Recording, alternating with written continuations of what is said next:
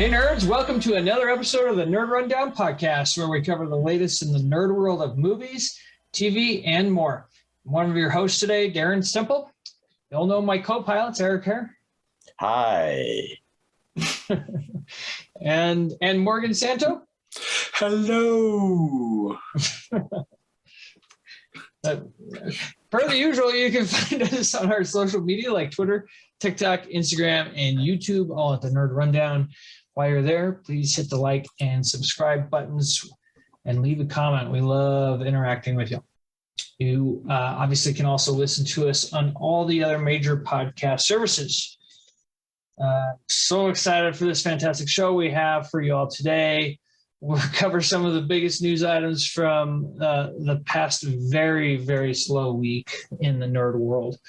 As we kind of come up on the Oscars, maybe that's why. But we'll cover all that on the rundown. Then we cap off the show with a really great NRDbox question that had all of us hosts talking about it throughout the week and in our little group chat we got going on. Very excited for that. Hear your guys' final answers. First on the rundown, we have She-Hulk TV series on Disney Plus coming up later this year. There's some not so good rumors coming out of the show that it's not living up to the normal Marvel Studios excellence, and Marvel Studios themselves are worried about it. Very interesting that this isn't something we've normally or ever really gotten out of Marvel Studios, other than possibly Thor 2. And then in the months or the weeks leading up to Eternals with the all the first rotten movie that Marvel Studios has ever had kind of hype. So anyway, all that being said, this is from a guy who just left Collider, an online not syndication, but a website online that covers the nerd world. Very reputable. He left there, started his own podcast. Don't know if he's just kind of drumming up some attention for the podcast. Not that we need to touch on that, but interesting rumors that this is how slow this past week was. This is what we're starting off with, Eric. What do you think about some of the reports coming out of the show that it may not be up to the excellence of Marvel Studios? Well, you can't hit homers every time. So it's not. I love your baseball. So, I don't know. I mean, you got to just. Hopefully, they can right the ship. But this is not. This is. We kind of heard the same rumors for Miss Marvel, also that one wasn't looking like it was, and at least from the trailers, it looks good. So, they've got an opportunity to right the ship, or, if they're thinking it's not going to go, then they can just scrub the whole thing and maybe try again later on or figure something else out. So, I just don't know how popular, like I've never even heard of She-Hulk before. So again, casual nerd. So, whatever that's worth, but you got to think that I probably fit into the majority of the population of people who have, if they have heard of She-Hulk, it's very, very little, so I don't know that this is going to be a big loss for them if it doesn't come off, because it's like, well, we really knew much. And, so, I mean, it's not like they're messing up like an iconic character that, that is a cornerstone of Marvel's production stuff, like a Captain America or something like that. So, but I think they've got time and stuff to maybe write stuff, maybe bring in a new writer, maybe bring in some new stuff, maybe work the editing a little bit. I mean, because, that Falcon and Winter Soldier show that they did, they had to cut a whole storyline out of that, and they managed to do it without, in editing, they managed to cut that whole storyline out. So I think they could salvage it, but we'll see. So I thought it looked really cool. Like the whole premise of it sounded really cool to me. So I was like, oh, okay. And this, to me, it was like, okay, this is an opportunity to see a character that I know nothing about. So hopefully they can salvage it. So, yeah. I like that. I like that take. Yeah. That is first of all, great analogy. Can't hit a home run every time. Man, if you even are on base 30% of the time, you're in the Hall of Fame, right? Right. So I'd say they maybe do, but honestly, I'm not going to lose faith in Marvel Studios because of a rumor. I have to see it with my own eyes. They have barely let me down in my life. So I'll keep my hope and hype alive that this project is going to be good. Morgan, I think there is maybe a little bit of a counterpoint on what Eric said about how important she is. She's definitely an A-lister of the female characters, but not that has any bearing on this whatsoever. So what are your thoughts? Yeah, I mean, she's definitely an important character. But honestly, my thoughts on this is I don't really have high hope for this show to begin with. It's just, in fact, I mean, it just kind of annoys me, if anything. Like, we haven't had a Hulk movie, really, once they, the Edward Norton thing didn't work out. So technically we haven't had this real Hulk Right. even get his own movie yet, or something like that. But now we're going into a She-Hulk TV show. Like, it's just, why? Let's wait a little, let's do a movie with this Hulk first. And then, okay, now we can pass the torch, so to speak. So, okay. There are so Hulk is actually still owned by Universal. It's not owned, or the solo Hulk movies are owned by Universal still. Hulk can, if he's teamed up with a Marvel Studios character, be in their Marvel Studios. But that's why we haven't gotten a Hulk solo film yet, and why he continues to show up in as I wouldn't even say cameos, as actual characters in movies like Avengers and Thor Ragnarok. And now Bruce Banner's in this one. So I know him. He's a friend from work. When I saw that in the trailer, it killed me. I was like, it's killed me. I know him. His Australian, so excitingly. He's a friend from work. Yes. I love Ragnarok so much. That so movie, good. Their dynamic in that movie is so funny. Anyway, I'll keep my hopes up, Eric. Well,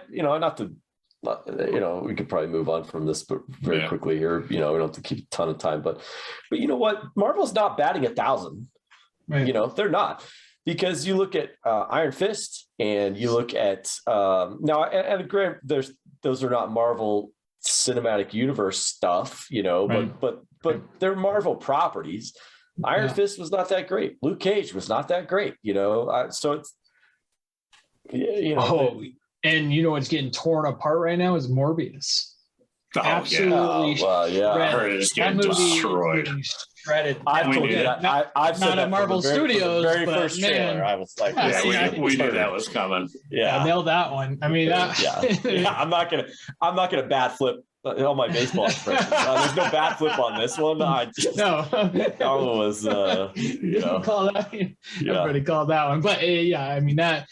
It's not a Marvel Studios, but again under the Marvel banner, and casuals don't necessarily know that they are separate. And that's the thing that kind of ticks me off more than anything is I keep watching these trailers. Watching a lot of the NCAA tournament right now, and they got trailers for Morbius. Like every break is a trailer for Morbius, and they're like, from the studios that brought you, Spider-Man, No Way Home, and Venom. And I'm like, brings you a pile of shit. All right, no matter how much you try and polish this turd, man, it's got to be a turd. So one big pile of shit. Yeah. Even the directors like giving out spoilers on Twitter.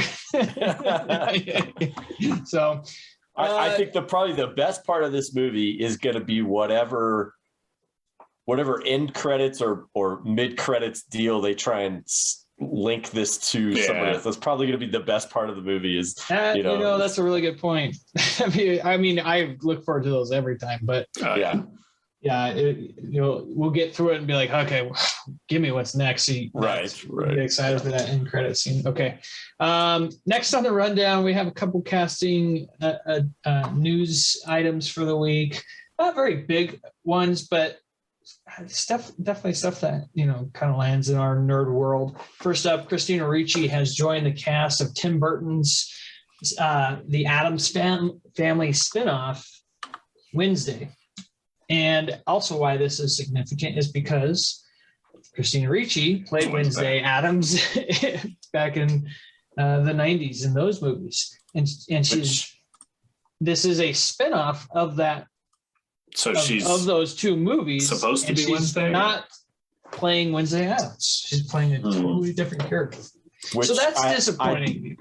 I do have to go back on my. I text everybody about this earlier in the week. I feel really, really guilty for not including Fester Addams in my list of Christopher Lloyd's best ever played. He was. His Fester Adams was great in that. So great in that. So, but Christina, what a Ricci, great conversation that was, by the way. That was a really fun night. Yeah. So I think Christina Ricci coming back to the because this was like her first role. I think it was like her first role. One of them, yeah. She was a young girl. Yeah. And she was great. She was 92, right? She was so deadpan. She was so dry and just and her stuff with Pugsley. Just that I look back on that movie and I think to myself, because that was one of those movies I think when I watched it the first time. 1991. I was a little bit like, because I had always watched the reruns. We'd always watch the reruns, The Addams Family, and I loved the Addams. I think everybody loved the classic Addams Family. So to see somebody redo it, but to have Raul Julia, as Angelica Houston, Angelica Houston, and then Gomez Lloyd, Gomez. Yeah, sorry, Gomez. Yep. So the whole cast was really, really great, and it turned out to be a really great movie. And I was yeah. The second one. I like both of them. The second one was, I think it's better than it gets credit for sure. Yeah, I agree. And I think wasn't that Raul Julia's last movie? I think it might. I think you might. Or was Street Fighter? I don't remember which. No, I think Street Fighter might have been because. Oh right, he played the general, right? In the it was Street Fighter. Street Fighter was his last movie.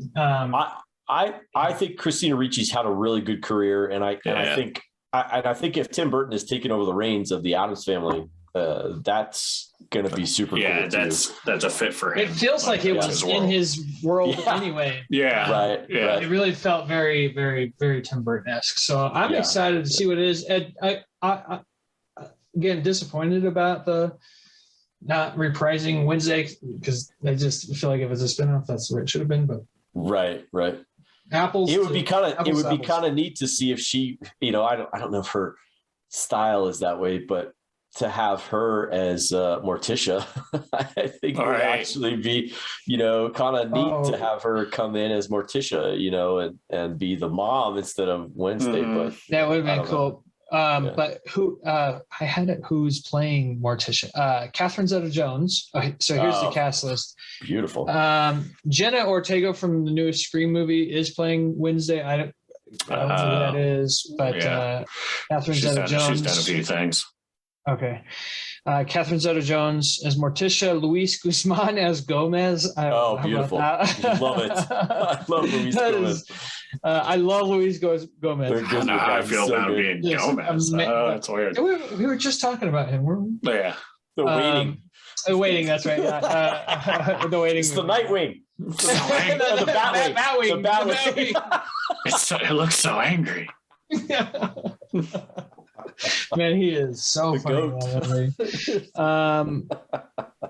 And then Gwendolyn Christie, who is in Game of Thrones, tall blonde. Oh yeah, from Star Wars is Wednesday's teacher Larissa Weems. So that's all they have cast as of right now. No Uncle Fester. No. And you guys watched? Did you guys watch the animated Addams Families that they recently did? Yes. Yeah. No. Not the recent ones. Sorry. I wasn't too big a fan of the second one, but I like. Yeah, the second one was not as good, but the first one I thought was a lot of fun. I like the first one a lot. And the Addams Family to me strikes you as a property that you could that fits nicely in the animated world. Yeah, just with kind of how silly they are. I didn't see stuff, so. I didn't. They're really at least the first one is fun. really good, man. I think you'll like it. I think you'll like it. I think Penny and your other one, Banana. Joey's not gonna watch it. It'll be Penny. Oh, Joey won't watch it yet. Probably not. Not yet. She's not much of a consumer of the TV like Penny is. Yeah. Penny could 24 hours a day could sit. That's my how kids are. Mm-hmm. Yep. So excited for Wednesday. Looking forward to that. Next casting news is Fast and Furious 10. Who would have ever thought we'd say that when the first one came out? That's a sentence. Fast and Furious 10. For those of you listening to the podcast, you just look at my face. It's just, He's so excited about this. Yeah. But it's very good news that who's being added to Fast and Furious 10 is the Suicide Squad breakout, Daniela Melchior, who played Ratcatcher. Definitely a highlight of that movie. Mm-hmm. Even if you're afraid of rats, Deanna, she will not. Very excited to see Daniela get more work because she was definitely a highlight of that movie. Eric, I think you're a pretty big fan of her too, right? Yeah, she was great in the Suicide Squad. I thought she was really good. I think her, and as far as kind of breakout, at least for me, the breakout roles in that were her and David Desmalkian. I think both of them had really great characters where everybody else for the most part, who they are because they've got some other thing that they've done. And I thought for both of them, it was a really good kind of coming out that they could, kind of show off their stuff, show how good of actors they are and everything. So, and her character had a really gigantic role in the movie. Yeah. It was like the heart of the movie, really. Yeah, she really was. So yeah, I good for her. Getting attached to that franchise is probably, it means casting is taking notice of who she is because family. Yeah, bring it into the family. So it's like. Family. Can't wait for Fast and Furious 25. It's great. So, 5,000. Oh man, what are they going to do in Fast and Furious? I know. They've already been to space more. Where are they going? The fact that they beat Mission Impossible into space. Yeah. Oh man. So, I know. I mean, it's nice that she's in. Yeah. It's nice that she's in it. I think she'll do a good job. But I mean, I didn't even see the last one. I don't know where they're going with it. We'll see. I just remember in the first movie they would jam out the Ludacris. In the second movie they had Ludacris in it, and he was just a bookie that could work on cars. And now the man's flying to space, and the government hires him to hack stuff. Yeah, it's just so crazy, so crazy. They all powered way up, but I love them. How can you not love family? I swear, if one more person sends me that little 5-second video of 20 Vin Diesel lookalikes saying family. I've so many people will send me that. I'm like, okay, no more. I'm having nightmares about it. Hopping on the trailer train, we got a few trailers here. One we're making up for lost time, but starting off. 2 hours ago, I got this news that we're getting an Eraser reboot in the form of a TV show. I'm sorry, no, it's a movie. It's a movie. Yeah. The Offer's a TV show. Yep. Anyway, that TV show about making a movie thing threw me off. Eraser Reborn, new movie coming out, replacing Arnold's Eraser, classic 1990s action movie. I don't think I've started with you yet, Morgan. Maybe just once, but I'll give you the first take on Eraser Reborn. Yeah. So, I I mean, it looks like it could be fun, but I don't think it's going to be good. I didn't recognize anybody in it. So it's I thought that definitely guy gonna looked be like Sebastian Stan, but that's it's definitely going to be like a B movie. Like, cool. I'll probably never watch it. Eric, I think we've mentioned our love for Eraser on the show, right? Yeah. I didn't hate the trailer. I gotta say, I didn't hate it. It's definitely B movie. I think Morg's got it right.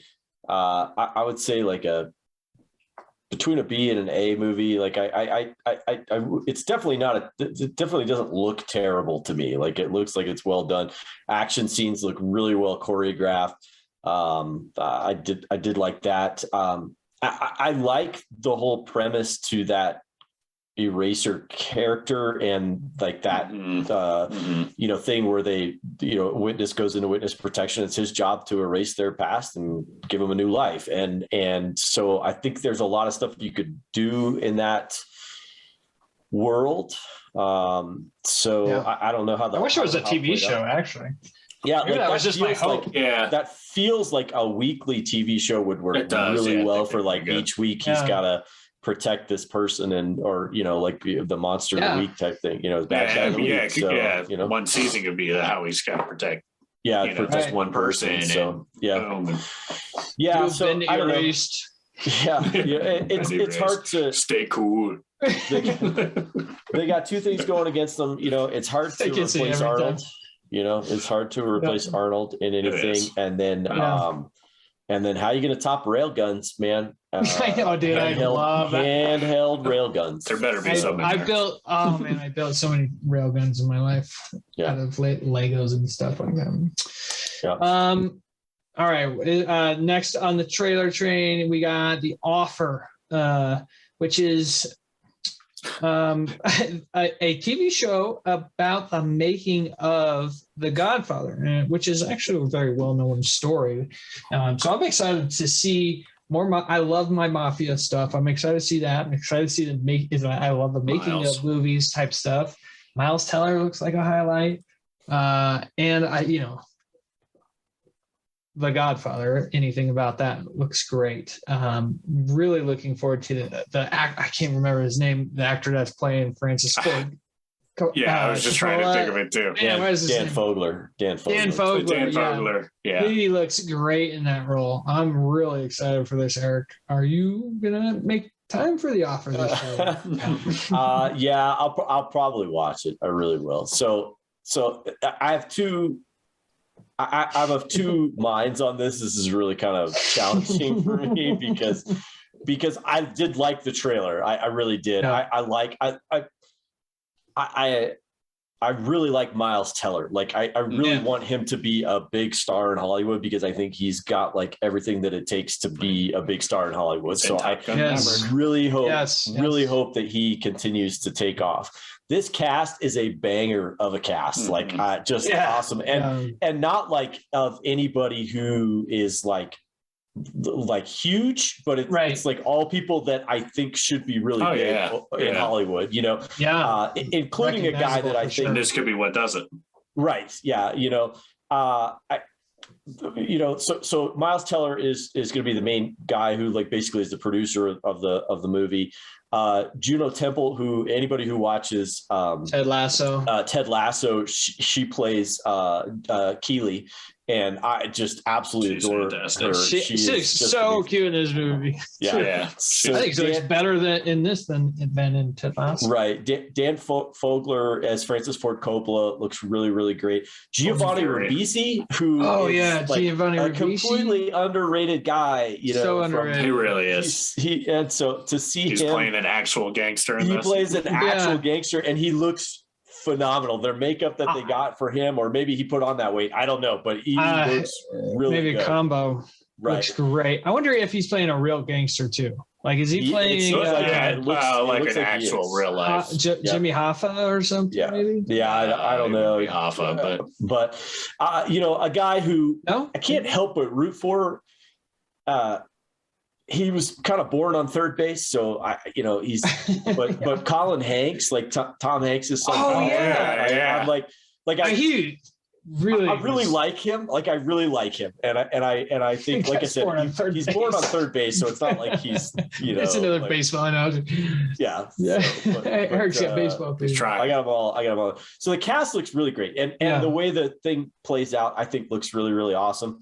We're gonna get a Lou Ferrigno sighting. I think that's the biggest thing that I saw on IMDb that got me. That's the most important thing. Lou Ferrigno is in 10 episodes of this, all 10 episodes of this, and I cannot wait for that, because you talk about the Hulk. You can't talk about the Hulk and not talk about Lou Ferrigno. So, Montana. But my problem with this, I guess, and it's not so much with this particular thing, is, and Morg's got a really great point on it too. But like, I feel like Hollywood's out of ideas at this point. Like, now we're not like we're not.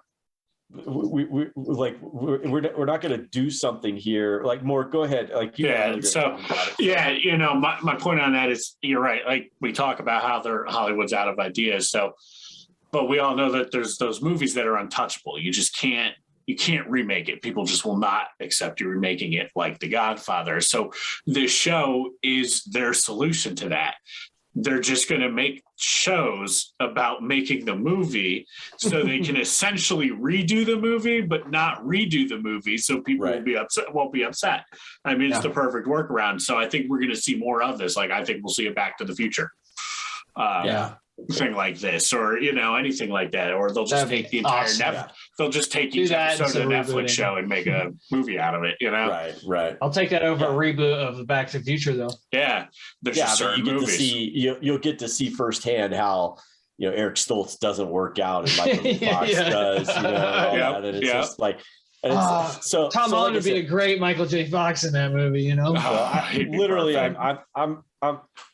Like I said, I'm of two minds of this whole thing. Like, I this one looks good, but I think this is another way that we see that Hollywood is just out of ideas for stuff, and they're just going to rehash. And then Morg's point that it's a way to rehash without rehashing. So, I'll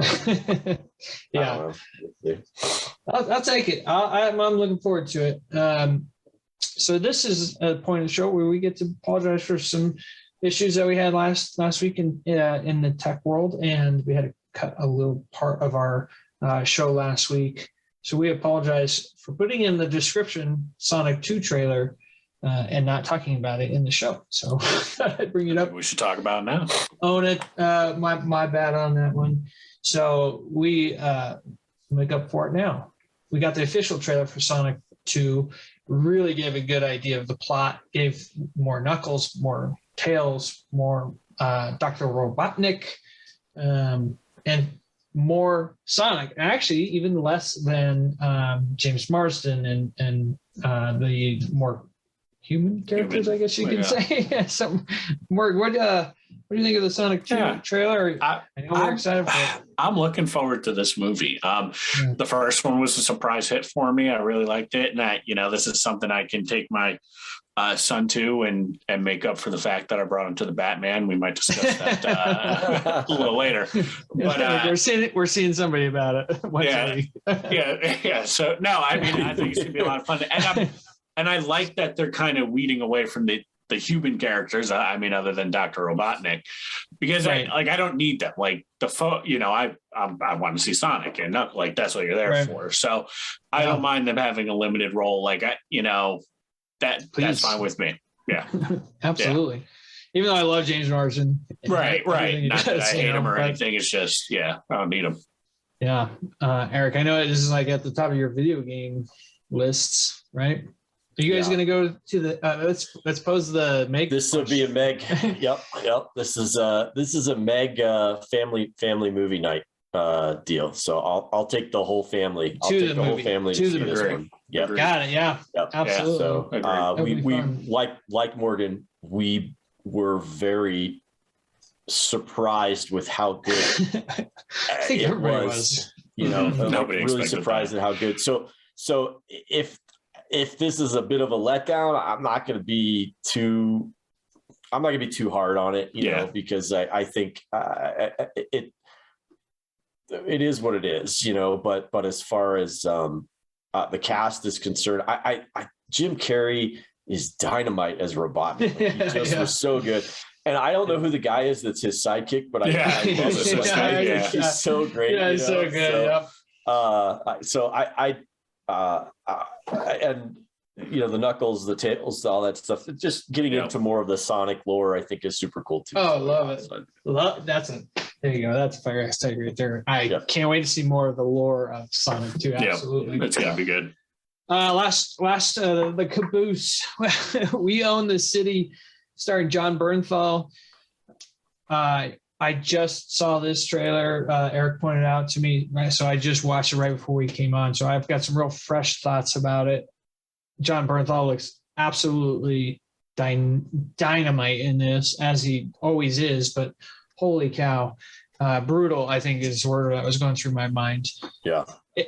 It's about the Baltimore, corruption of the Baltimore police. It feels like it's in the world of The Wire, and it's executive produced by the producer of The Wire.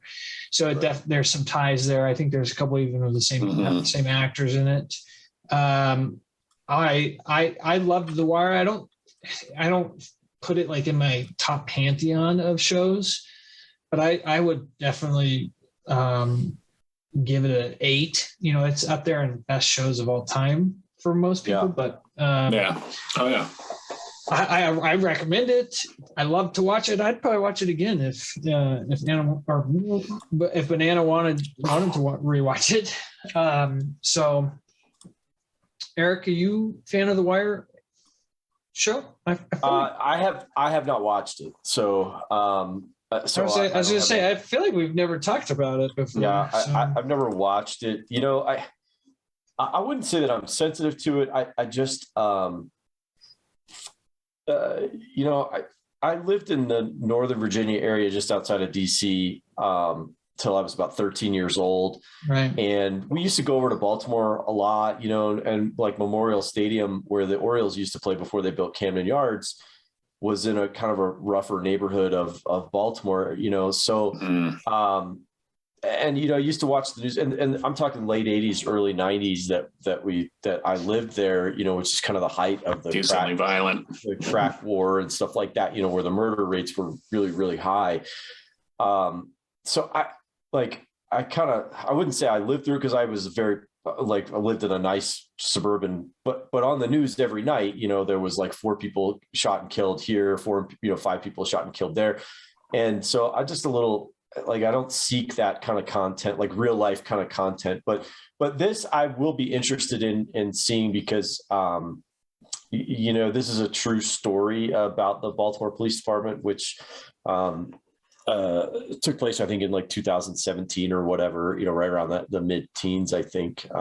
And so that type of corruption stuff, I think, is kind of interesting. I will watch that, because, you got to be above reproach, if you want to have that type of influence and stuff like that, and take those types of roles.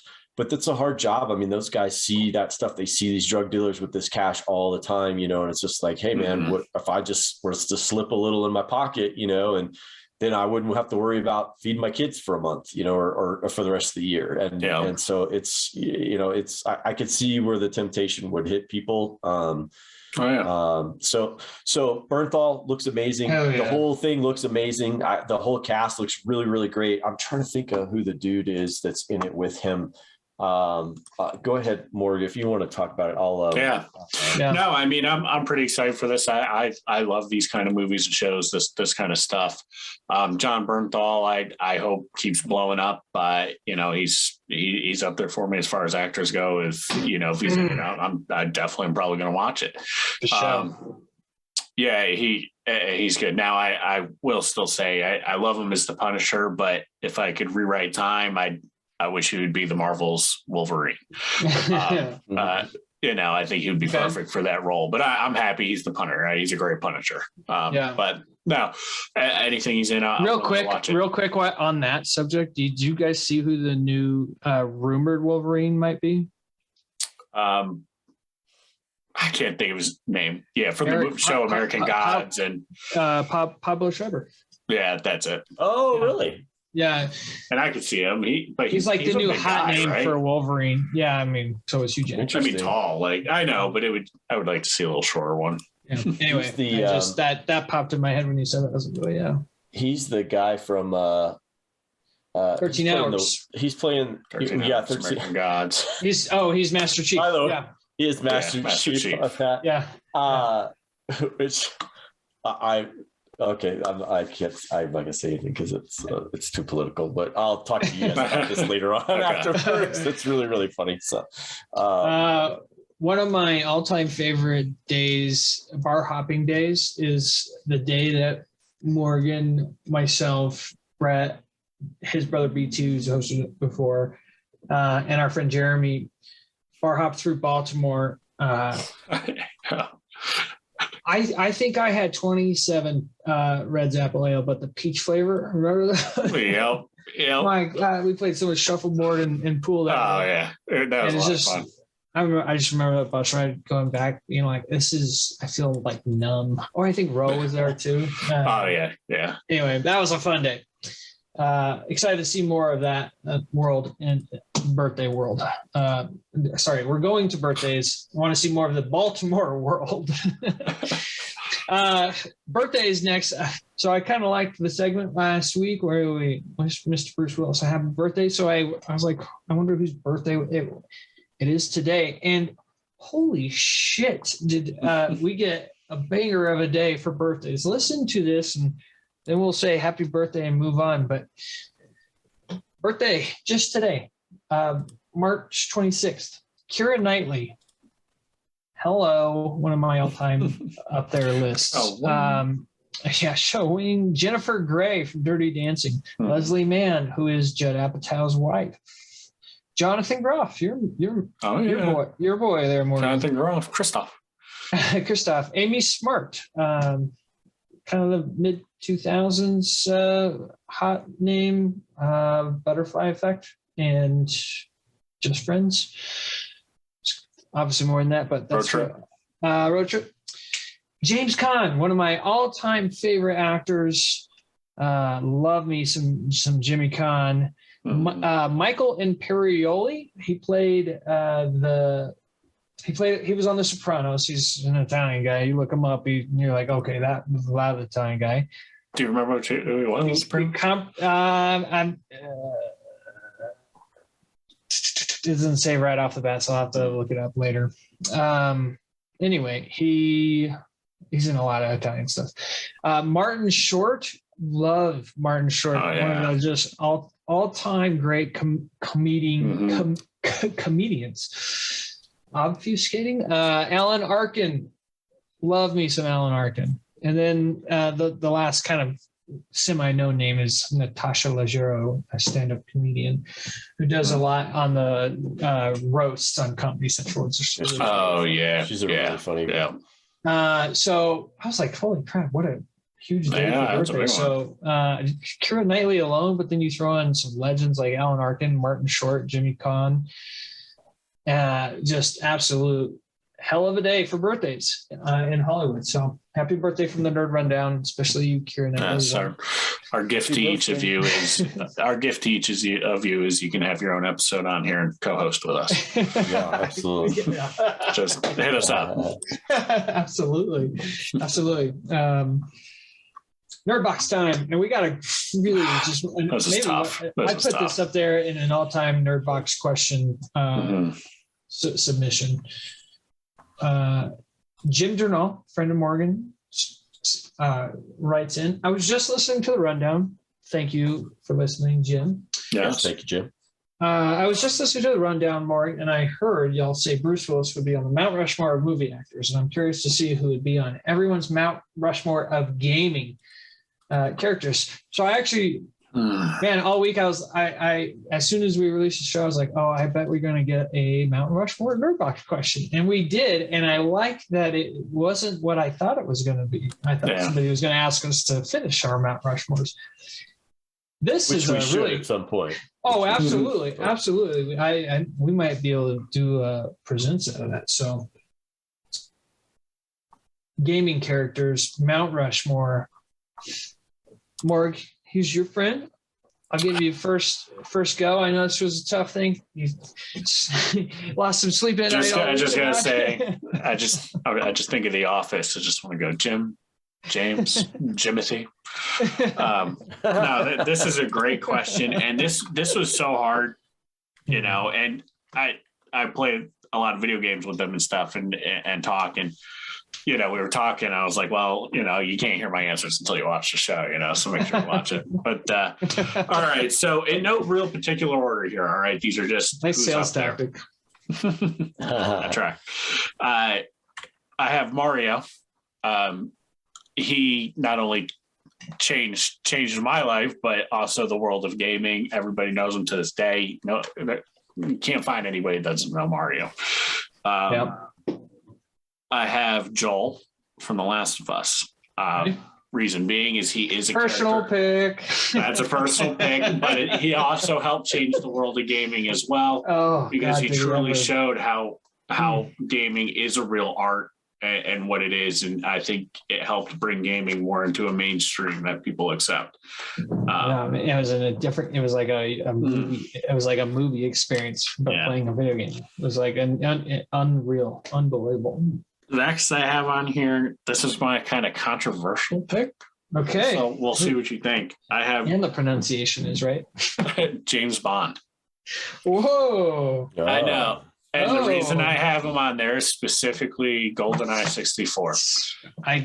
Okay. That changed the world as far as it comes to first-person shooters, and that changed the formula. So while it's weird to say James Bond, because it's not really like when you think of video game character, you think something, you know, they're their own thing. But because that was huge. And then finally, we'll have to talk about that more. Yeah, finally, this can be interesting. I've got John Soap McTavish from Call of Duty. And again, that's another one. It's personal, but it's also, it did change the world. I mean, that Call of Duty brought forth online multiplayer shooting, really, that it just boom. Yeah. And now there's competitions, and you know, I know Counter-Strike Go incredible is the big one, but this is just, and then there's, you know, our Call of Duty Mondays and stuff. You know, we all started playing Call of Duty around this time. That's when we all started linking up and playing. So absolutely. I love your list because there's some crossover for one. Is one reason why, but also, I mean, you put together some honorable mentions. There's definitely some maybe crossover there, but your GoldenEye. That is so that I can get why you're saying it's controversial, because is it the character of James Bond? Because you could be, you know, right, a guardsman, and is that the, you know, have same impact? So I love it. What do you think of his list there, Eric? It's a good list. We've got definitely some overlap, especially in the front and back end of it. In the middle, I have in the middle, I've got some other stuff in there. Just to add some variety, maybe, but like an adult cartoon. But yeah, I can't disagree with him. I have a different character for my Modern Warfare guy. I actually have Captain John Price. Yeah. Because you actually play as Soap. So you never actually get to see Soap, but you get to see John Price with that cigar. You know, I mean, you have to remember that stash. That beginning. He's way better. Yeah, he's got that giant mustache, and I can remember watching those cut scenes, and you're like in this Black Hawk helicopter getting ready to fast rope down, and John puff off this cigar and it lights his face up, and I was like, oh my gosh, that looks so cool. You know, it was so John Price, I will kind of overlap, and then I will also say Mario, hands down. You know, changed the world. A lot of people had an Atari. But nothing like came out. When the NES came out and Mario was the title, you know, like when you bought the NES, you got Super Mario Brothers 2, or you got Super Mario Brothers in there, and it was awesome. You got that and Duck Hunt. Usually have those two games came with it, depending on which system you bought.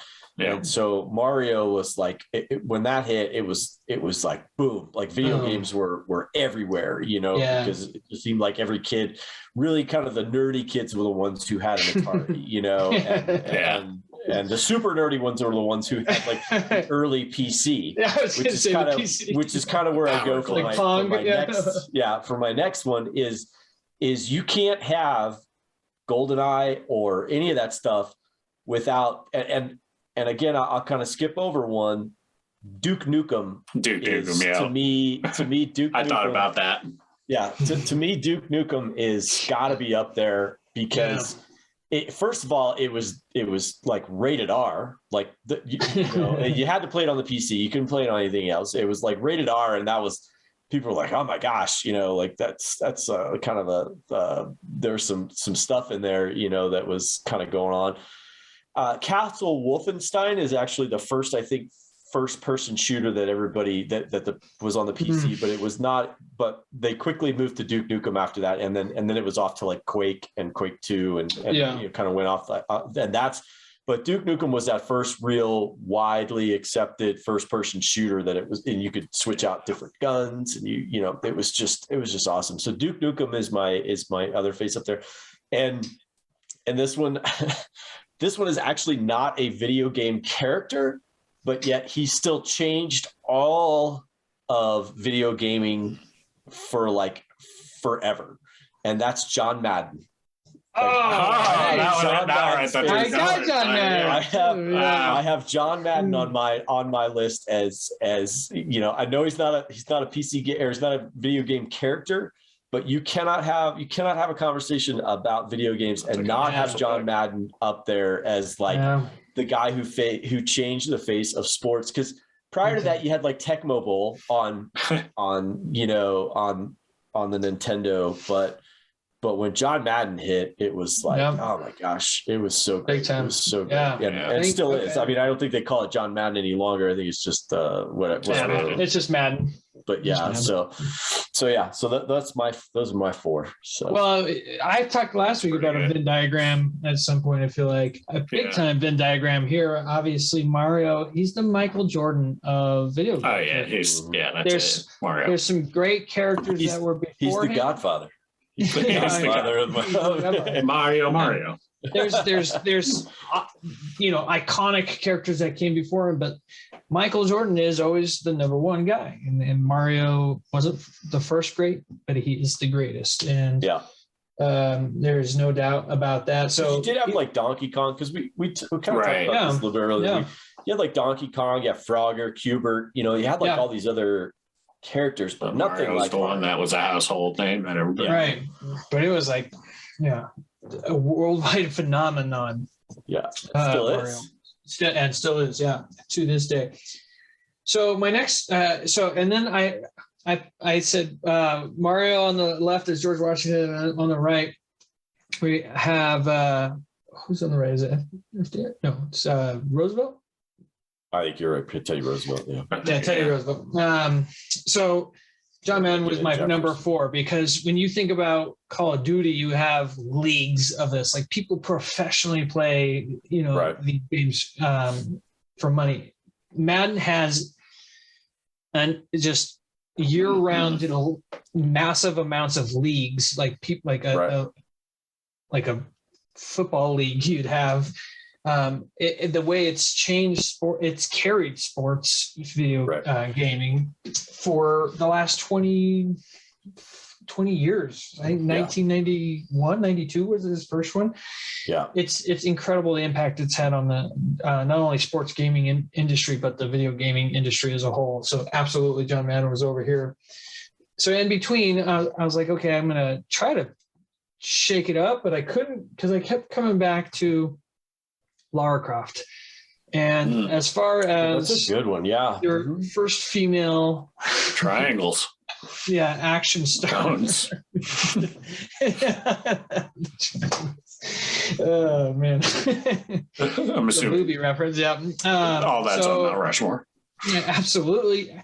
she'd be the first piece that they'd actually have to go all the way down to because that's a part of her iconography is her bust. So, but she was the first big big time female action star or female video game star. You know, we had maybe Chun-Li was before that. Maybe she's the Michael Jordan of the female. No, so well, if you played Metroid, Samus was a female. That's true. Everybody was shocked when they found out. Yeah, when they found out she was a girl. Yeah, it's like what? So is that a retcon, or is they just didn't know? No, it was like yeah, because there was something. I don't know if it was when you beat it or if you did something. It would, if you got the special ending, like the suit would disappear and she was in like a bikini, and that's how you do it. Okay. Like some J.K. Rowling stuff there going on, or what? But there's probably better first-person games, but maybe not even in my world, because I love the Lara Croft series, especially the newer ones. But I think she's so impactful in the video game industry. She deserves a spot. And then I put Solid Snake from Metal Gear Solid, which even preceded Lara Croft, and he really became the king of your first person shooter games. And I cannot believe that it has not been adapted into a movie or TV show unless I have, and I don't know about it, and that's not a good sign. I'm aware of. Not live action, at least. Right. But how many have they made? They've made a ton of Metal Gear Solid. So he's been running strong for 20 plus years as well. And I would say, you know, you'd got Splinter Cell off of that, which was a huge Tom Clancy series for a bit. So you may even say Call of Duty may have gotten its birth because of Metal Gear Solid. The whole military style really plays into it. I think Agent 47 may have a place. You know, anybody who has inspired a movie or multiple movies really can say they could put their best pitch forward. Yeah. Oh, the Angry Birds, and then I also had Duke Nukem as another, which is another. Come on, make a TV show out of Duke Nukem. That would be incredible. Yeah, I would say it's an ass and chewing bubble gum. This was a good question. It's really hard because there's so many names you could put up there. You know, you can just sit there and think of 100 different names that, like, oh man, they should be there. Yeah. As far as Jim's list, I wanted to read Jim's list. So he says, and forgive me, Nerdum, for pronunciation on this, Raziel in Soul Reaver, which was Raziel, which was that, what console was that, Morg? Soul Reaver, was that a PC game? That might have been PS1, PS2 maybe. One of the two. I can't remember. Yeah. Yeah. I don't know much about you. I never really played the games. I think if I've seen it at like Brett and BT's, I'm pretty sure they had on it. The shelf. That was my experience with it. Dante from Devil May Cry. Again, not much, but Kratos, God of War. When this first got sent in, literally the first person I thought about was Kratos from the God of War series, who's getting a TV show very soon. Which I missed that news story a couple of weeks ago that we were getting a God of War TV series. I was really upset with myself. So we'll have to try to find time to talk about that in the future. Yeah. And he says Crash Bandicoot, which maybe more of a personal pick on his end. Who knows? Yeah, but and definitely impactful for. I talked to him a little bit. Yeah, I talked to him a little bit, and Crash Bandicoot's kind of like the Mario of the PlayStation world. Like that was their mascot. So what they wanted it to be. Yeah, well, that's what they wanted to be. So I can see if you grew up with PlayStation, you were a PlayStation guy or girl, that that's it would be Crash Bandicoot. You know what I mean? Yeah. Whereas I grew up with Nintendo, so it was Mario. Yeah. I think another one we're kind of missing, but I just don't. I couldn't figure out a way to put it in. It's not a game that I ever played, but I think it's probably one of the most popular in the world is the World of Warcraft. You know, that World of Warcraft stuff was just gigantic. Big time, actually. You know, like I mean people like literally I remember reading a story one time over it. Like I remember reading a story about a prison guard in China got in trouble, got fired from his job because he was having prisoners play and mine stuff for his character in real, like in World of Warcraft. Like he would force the prisoners to do this, and I'm like, that's crazy. Wow, that is really dedicated to a video game, man. Like you gotta really want to get ahead. So they fired him for that? Yeah, really. That's crazy. Was it keeping them peaceful? Yeah. You were like, you're keeping these guys in order for us. Right. But yeah, Crash Bandicoot really caught my brain at first when he sent that in, as well as kind of like I can see the impact. But maybe was there a specific character from World of Warcraft that that was my biggest thing. Like I couldn't think of a character. Again, I didn't really play it, so I couldn't think, because that was part of the deal, was like you could make your own avatar, like you could kind of build your own avatar and all that stuff. So there really wasn't. So I wanted to put it as like an honorable mention for it because of how big that it was huge series it has been. You know, I mean, I remember when World of Warcraft started off as you know, the first of those not role playing, but emojis, MMOs.